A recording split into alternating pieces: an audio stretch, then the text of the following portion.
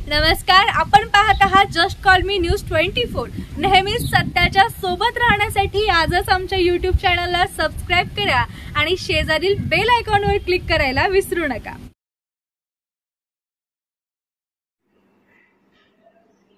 नमस्कार, आपण पाहत आहात just call me news 24 Solapur.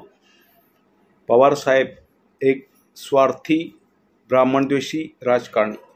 साहेब, तुम्हाला ब्राह्मण एवढे का खुपतात? सर्वांना विनंती आहे की मनोज जरांगे पाटील यांनी, ज्यांना ब्राह्मण हा शब्दसुद्धा नीट उच्चारता येत नाही, त्यांनी ब्राह्मणांना शिवीगाळ केली, ब्राह्मणांची आईबहीण काढली, ब्राह्मणांना 3 मिनिटात संपव असे त्यांनी भाष्य केले। परंतु आम्ही त्यांची आजी पणजी काढण्याचा उद्धमपणा अजिबात करणार नाही, कारण आमच्यावर ते संस्कार नाहीत आणि आमच्या शिवरायांनी ते आम्हाला सांगितलेले नाहीत। मराठा योद्धा मनोज जरांगे पाटील यांनी अंतरली सराटी येथे मराठा आरक्षणासाठी उपोषणास सुरुवात केली आणि काही दिवसानंतरच म्हणजेच 26 जानेवारीला मुख्यमंत्री एकनाथ शिंदे यांनी जाहीर केले की मराठ्यांना स्वतंत्र 10% आरक्षण आम्ही देत आहोत। त्यामुळे त्यांनी लगेचच गुलाब उधळून सर्वत्र आनंदोत्सव साजरा केला। परंतु हा साजरा होत असताना सगळीकडे जाहिरातबाजी झाली, फोटोबाजी झाली, सगळीकडे आनंदोत्सव साजरा केला। परंतु त्यानंतर काही दिवसातच मनोज जरांगे पाटील यांच्या लक्षात असं आलं की काहीतरी चुकतंय आता, आणि म्हणूनच त्यांनी नंतरनं परवा 25 फेब्रुवारीला रविवारी म्हणजे दुपारी 5 वाजता पत्रकार परिषद घेत असताना मधूनच अग्रस्थाळपणा सुरू केला। तुम्हाला माहीत आहे मित्रांनो, अग्रस्थाळपणा कोण करतं? त्यांनी एकदमच अचानकच बाकी सर्व त्यांनी सोडलं आणि महत्त्वाची गोष्ट म्हणजे गृहमंत्री तथा उपमुख्यमंत्री देवेंद्र फडणवीस यांच्यावरच त्यांनी एकेरी भाषा सुरू केली, शिवराळ भाषा सुरू केली, ब्राह्मणांची त्यांनी आई बहीण काढली आणि सगळ्यात महत्त्वाची गोष्ट म्हणजे मुख्यमंत्री एकनाथ शिंदेला पण त्यांनी टार्गेट केलं। वास्तविक पाहता त्यावेळेस त्यांनी शरद पवारांविषयी अजिबात एक शब्दसुद्धा काढला नाही आणि महत्त्वाची गोष्ट म्हणजे त्यांच्या असं लक्षात आलं की हे आरक्षण मिळालं खरं, पण आता काहीतरी केलं पाहिजे, परंतु ह्यामागे कोण आहे हे सुद्धा फार महत्त्वाची गोष्ट आहे।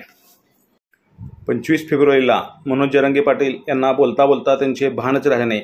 अचानकच ते उठले आणि ताडकर सागर बंगल्यावर जातो आरेतुरीची भाषा सुरू केली, ब्राह्मणांना आवाजच्या भाषेत शिवराळ भाषेत शिवीगाळ त्यांनी सुरू केली आणि त्याचबरोबर राज्याचे उपमुख्यमंत्री तथा गृहराज्यमंत्री देवेंद्र फडणवीस यांनासुद्धा त्यांनी आवाजच्या भाषेत शिवराळ भाषेत शिवीगाळ सुरू केली।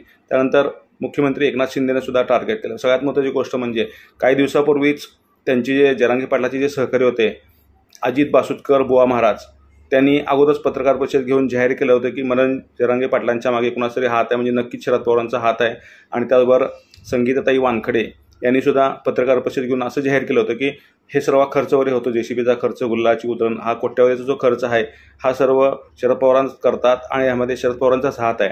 परंतु ज्यावेळेस अंतराळी सराटीमध्ये जी घटना घडली त्यानंतर काही दिवसामध्येच मनसे अध्यक्ष राज ठाकरे यांनी तेव्हाच असं म्हणलं होतं की ह्यामागे नक्कीच कुणाचा तरी हात आहे, हे सामान्य माणूस करू शकत नाही, मनोज जरांगे सारखा सामान्य माणूस इथपर्यंत पोहोचू शकत नाही, ह्यामागे कुठली तरी राजकीय इच्छाशक्ती आहे। आणि तसंच झालं की राजकीय इच्छाशक्तीचा कुठेतरी वास येत होता हे सर्वत्र दिसून आलं आणि जेव्हा हे सगळं उघड होत गेलं त्यावेळेस मनोज जरांगे पाटील अकरासपणा करू लागले। आणि तुम्हाला माहिती आहे अकरासपणा कोण करत असतं, आणि महत्त्वाची गोष्ट म्हणजे या सगळ्यांचं त्यांनी टार्गेट ब्राह्मणांनाच केलं की मी ब्राह्मणांना 3 मिनिटात संपवतो, ब्राह्मणांना शिवीगाळ भाषेत सुरू केलं। हे फार चुकीचं केलं आणि आपली त्याची बुद्धी त्यांची हरपली।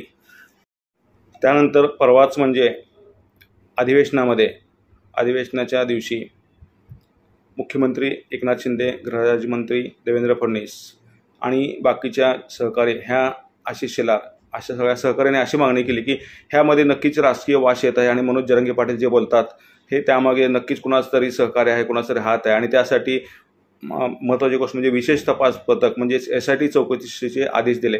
त्यामुळं सागर बंगल्यावर अकराविस्तपणा करून निघालेले जरांगे पाटील मध्येच थांबले आणि त्यांनी असं जाहीर केलं की आता मी माझं आंदोलन थांबवतोय।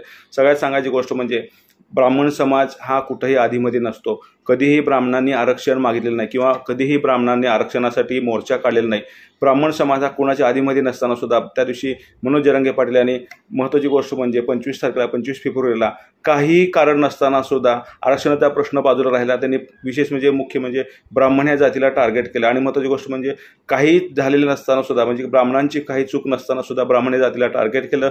त्यामुळे ब्राह्मण विरुद्ध मराठा असा वाद पेटत गेला आणि सगळीकडं क्लेश निर्माण केला आणि सगळ्यांच्या मनामध्ये क्लेश निर्माण करण्याचं काम मराठा समाजा बांधवामध्ये ब्राह्मण समाजामध्ये त्यांच्या बांधवामध्ये क्लेश आणि द्वेष निर्माण करण्याचं काम मनोज जरांगे पाटील यांनी केलं.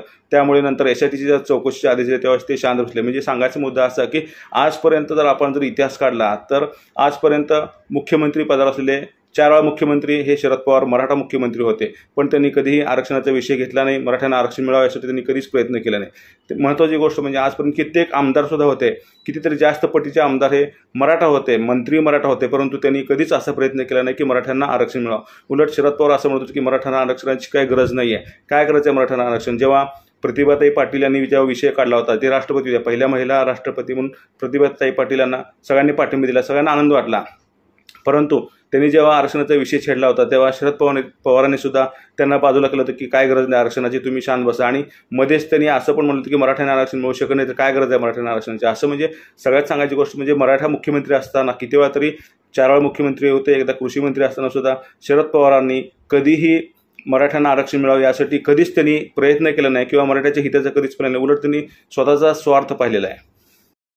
आजपर्यंत पवारसाहेबांनी भाषणामध्ये शाहू फुले आंबेडकर यांचाच उल्लेख केला, पण कधीही त्यांना असं उल्लेख केला नाही की छत्रपती हा महाराष्ट्र जो आहे हा महाराष्ट्र फक्त शाहू फुले आंबेडकरांचाच नसून हा महाराष्ट्र फक्त छत्रपती शिवाजी महाराज, राजश्री शाहू महाराज, डॉक्टर बाबासाहेब आंबेडकर, त्यानंतर फुले या सर्वांचा महाराष्ट्र आहे असं ते उल्लेख कधीच करत नव्हते. कारण का तर ते नेहमीच म्हणताना हा महाराष्ट्र शाहू फुले आंबेडकरांचा महाराष्ट्र असं म्हणत होते. म्हणजे छत्रपतींचं आमच्या कधीच ते नाव घेत नव्हते. का तर त्यांना अशी भीती वाटत होती की जर आपण छत्रपतींचं नाव घेतलं तर मुस्लिम मते आपल्यापासून दूर जातील, म्हणून त्यांनी कायम शिवरायांना सुद्धा विरोधच केला त्यांनी. आणि काय महत्त्वाची गोष्ट म्हणजे स्वतःच्या जातीचं राजकारण केलं, स्वतःच्या स्वार्थाचं राजकारण केलं त्यांनी. स्वतःच्या जातीचा कधी विचार केला नाही, फक्त स्वतःचा स्वार्थ पाहिला आहे.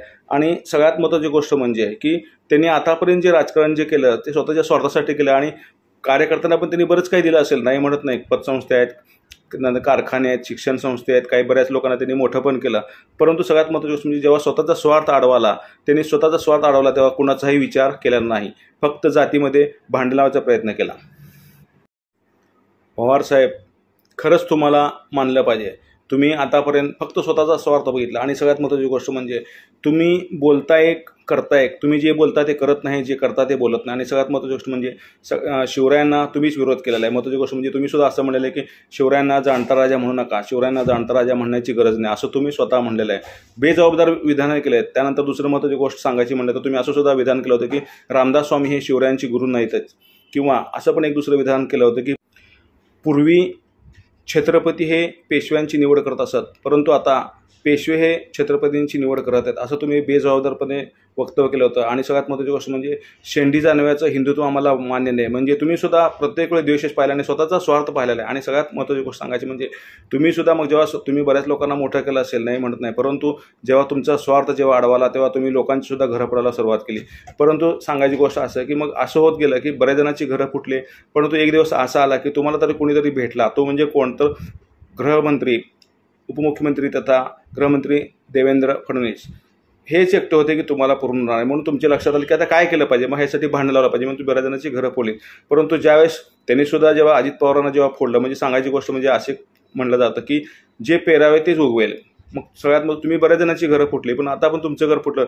अजित पवार साहेब उपमुख्यमंत्री हे 40 आमदार घेऊन फुटले तुमच्यापासून, त्यावेळेस तुमचं घर फुटलं, त्यावेळेस तुम्हाला असा धक्का बसला, ते धक्का तुम्हाला सहन झाला नाही. म्हणून तुम्ही काय केलं की आता काय केलं पाहिजे, म्हणून आता मनोज जरांगेसारख्या माणसाला तुम्ही पुढं केलं आणि त्याच्या खांद्यावर बंदूक ठेवून तुम्ही गोळ्या झाडायला सुरुवात केली. म्हणजे सांगायची गोष्ट म्हणजे की तुम्हाला आता सहन होईल की आतापर्यंत तुम्ही जे काम केलं आहे फक्त स्वार्थाचं काम केलं. आणि हे तुमच्या जे कार्यकर्ते हे कार्यकर्त्यांना कळलं पाहिजे, कारण का आता तुमचे कार्यकर्ते अंधभक्त आहेत. हे कार्यकर्ते काय करतात की तुम्हाला घेऊन त्यांनी डोक्यावर असलं मराठा समाजाने, परंतु तुम्ही मराठ्याचा हिताचा कधीच विचार केला नाही, मराठी आरक्षणाचा तुम्ही कधीच विचार केला नाही की मराठ्यांना आरक्षण मिळावं, मराठ्यांच्याबद्दल तुमच्याबद्दल आस्था अजिबात नाही हे दिसून येतं. आणि तुम्ही काय केलं, शेवटी मनोज जरांगेसारख्या माणसाला सोबत घेतलं आणि भांडणं लावायला सुरुवात केली, जातीदेश निर्माण करायचा, ब्राह्मण विरुद्ध ओबीसी, ब्राह्मण विरुद्ध मराठा, मराठा विरुद्ध ओबीसी असे तुम्ही सगळीकडे वाद पेटवलेत आणि सगळीकडे आज क्लेश निर्माण होतं. ह्या सगळ्याचं कारण, याला जबाबदार म्हणजे तुम्हीच आहात. या सर्व घटनांच्या पाठीमागे तुम्हीच आहात हे चित्र आता हळूहळू स्पष्ट होत आहे. आणि सगळ्यात महत्त्वाची गोष्ट म्हणजे ह्या अगोदरसुद्धा राहुल गांधींनी स्वातंत्र्यवीर सावरकरांना माफीवीर म्हणले होते, त्यावेळेस तुम्ही बरेच शब्दसुद्धा काढला नाही, साधा निषेधसुद्धा नोंदवला नाही. सगळ्यात सांगायची गोष्ट म्हणजे या अगोदरसुद्धा ब्राह्मणांना बरंचसं कमी लेखलेलं आहे. तुम्हाला सांगायचं म्हणजे आद्य क्रांतिकारक वासुदेव बळवंत फडके हे सुद्धा ब्राह्मणच होते, तसेच चाफेकर बंधू हे सुद्धा ब्राह्मणच होते. त्यांनासुद्धा ब्राह्मणांवरूनच त्यांचा देश केला, त्यांना हिणवलं गेलं. त्यानंतर लोकमान्य टिळक हे गणितज्ञ होते, डॉक्टर्स होते, वकील होते, पण त्यांनासुद्धा हिणवलं गेलं आणि ब्राह्मण म्हणून त्यांनासुद्धा भट्टाचार्य म्हणूनच हिणवलं गेलं.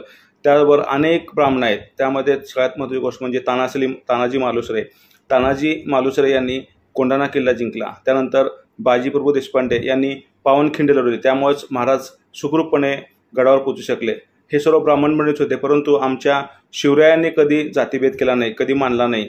महत्त्वाची गोष्ट म्हणजे आमच्या शिवरायांनी कधीच असं सांगितलं नाही की तुम्ही जातीभेद करा, कारण का तर आमच्या शिवरायांकडं असंख्य पगड जातीची लोक होते आणि निष्ठेने एक दिलाने राहत होते, परंतु त्यांच्यामध्ये द्वेष अजिबात नव्हता. महाराजांनी तसं कधी शिकवलंच नाही. परंतु पवारसाहेब, तुम्ही स्वतःच्या स्वार्थासाठी सगळ्यांच्यामध्ये भांडण लावली हे विसरू नका. आणि जो ब्राह्मण द्वेष होत आहे, तुम्ही सुद्धा ब्राह्मणांबद्दल भरपूर द्वेष केला आणि तुम्ही फक्त राजकारण जेव्हा अडवा आला तुमच्या स्वार्थासाठी, तुम्हाला पंतप्रधान व्हायचं होतं, पण तुम्ही काही कारणास्तव होऊ शकला नाहीत, परंतु त्यासाठी सुद्धा बरेच प्रयत्न केले तुम्ही. पण तेव्हा तुमचे लक्षात आले की आता आपलं घर फुटलेलं, आता काय करायचं, म्हणून तुम्ही मनोज जरांगेसारख्या माणसाला पुढं केलं आणि आज सगळं तुम्ही द्वेष पसरवत आहात. न केलेल्या चुकांची शिक्षासुद्धा ब्राह्मणांनाच का?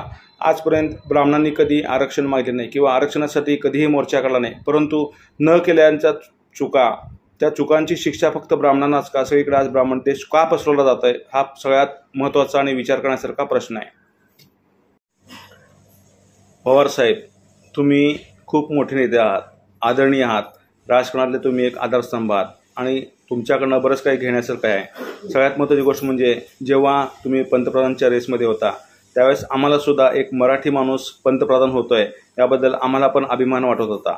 परंतु सांगायची गोष्ट अशी की काही आकडेवारीमुळं, कारण का तर पंतप्रधान होण्यासाठी लोकसभेमध्ये जे मतदान जे असतं, खासदारांची जी आकडेवारी असते ती पार करू तुम्ही शकला नाही, त्यामुळे तुम्ही पंतप्रधान झाला नाहीत. ही दुःखाची गोष्ट आहे. परंतु सांगायची गोष्ट म्हणजे तुम्ही एक चांगले जाणकार नाही, यात हुशार आहात, परंतु आम्हाला तुमचा अभिमान वाटत होता. परंतु तुम्ही हे काय केलं की तुम्ही काय केलं तर नुसतं स्वतःच्या स्वार्थासाठी सगळीकडं जातीभेद पसरवला तुम्ही. आणि महत्त्वाची गोष्ट म्हणजे तुमचे उमेदवार निवडून आणण्यासाठी तुम्ही आज कुठल्याही थराला चाललात. कधी नव्हे ते तुम्ही परवा रायगडावर गेले. 40 वर्षामध्ये तुम्हाला कधी शिवरायांचं नाव आठवलं नाही, कधी रायगड दिसलं नाही, परंतु जेव्हा मतदान जवळ आलं, लोकसभेच्या निवडणुका जवळ आलं, लोकसभेचं चित्र डोळ्यासमोर दिसलं, हे पाहून तुम्ही काय केलं की आता रायगडाशिवाय गत्यंतर नेऊन परवा तुम्ही रायगडावर गेले.